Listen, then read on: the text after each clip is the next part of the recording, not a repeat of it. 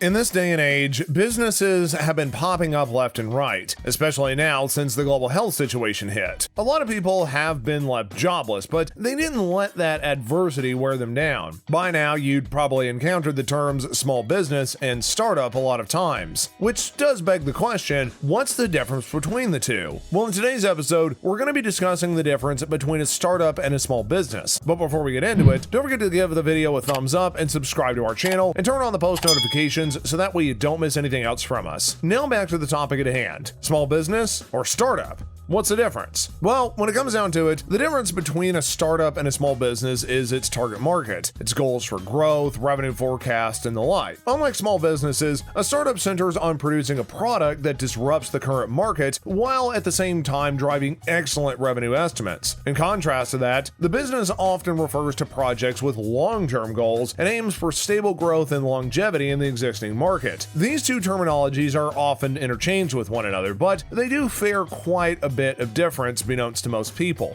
Some prime examples of a startup business include places like Airbnb, Air Garage, and DoorDash. All of these services have related industries that are targeted for a market which offers services. Regardless, the term can be quite confusing, so we're going to break it down even further for better comprehension. First of all, what's a startup? Steve Blank, a well-known Silicon Valley entrepreneur who is based in California, defined a startup as, quote, an organized form of search for a reputable and scalable business model. According to him, a startup seeks not only to carry out a business model, but to do it quickly and effectively so it significantly disrupts the current market. Take, for example, the introduction of Airbnb in the market. Since its launch, people have easy access to affordable yet luxurious bookings depending upon their budget and can narrow it down to easily accessible areas, which is a key point, especially for tourists that are not familiar with the place. Now, think back really super quick on how people used to book hotels and accommodations. The introduction of Airbnb has been a game changer to the hotel industry. Well, isn't that the same as a small business? Now that you got a clear idea of what a startup is, you kind of have an idea of the major differences it has against small business. A small business may be a privately owned sole proprietor, partnership, or corporation that hires a few employees and generates less annual revenue than a regular-sized business. Examples of small businesses include the coffee shop in your local town, a restaurant, maybe a bar, or even a cafe, which can employ a handful of individuals for operations with intent of staying in business in the long run. Factors that differentiate startups from small business. Since we can differentiate these two already, we'll be listing down some factors that further differentiate their two in their operations. If you're an upcoming entrepreneur, this may serve you well for future references if you want to establish either a startup or small business, or maybe even both.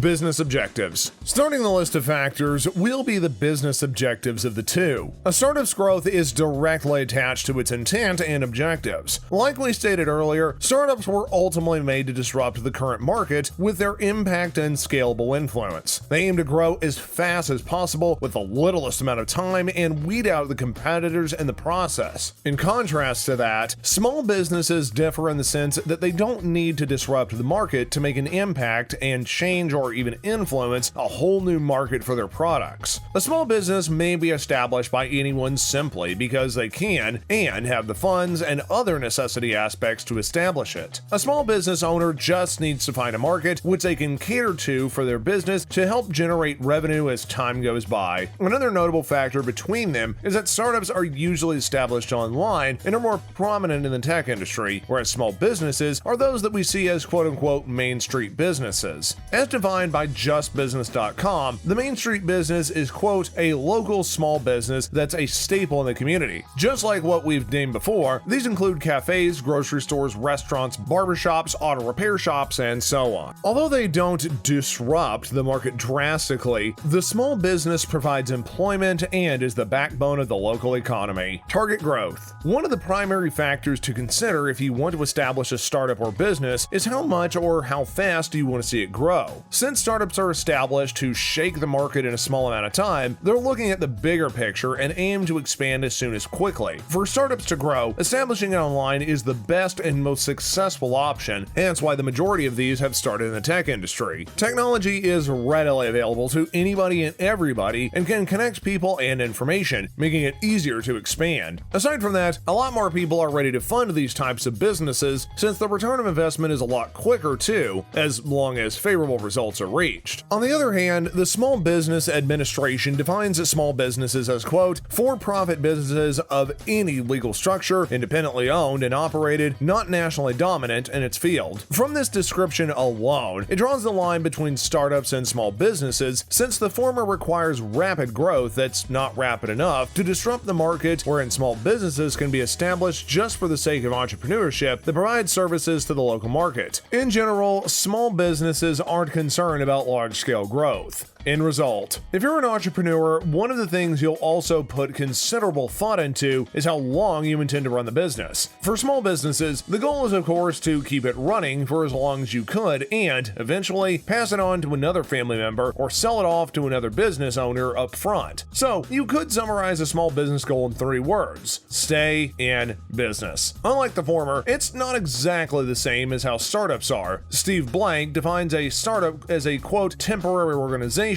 that is modeled to search for a scalable representation. Due to its unending search for a scalable model, it may tend to change its business model many times to find a suitable one. Once it finds an ideal model, the organization then works its way to execute that model. By that time, however, it's no longer just an organization, but it's already a company. So when does a startup stop being a startup? There's 2 ways for a startup to stop being so: if it's bought by another company, and the other option is if it goes public with an initial public offering or IPO. Means of financing. Another big factor that differentiates the two is how they are funded. Frankly speaking, it's kind of hard for startups and small businesses to secure funding in contrast to well-established businesses in the market. However, startups are more than likely to find funding with equity financing as opposed to small businesses. By definition, equity financing is the process of raising capital through the sale of shares as defined by Investopedia.com. Having equity financing helps startups to look for venture capitalists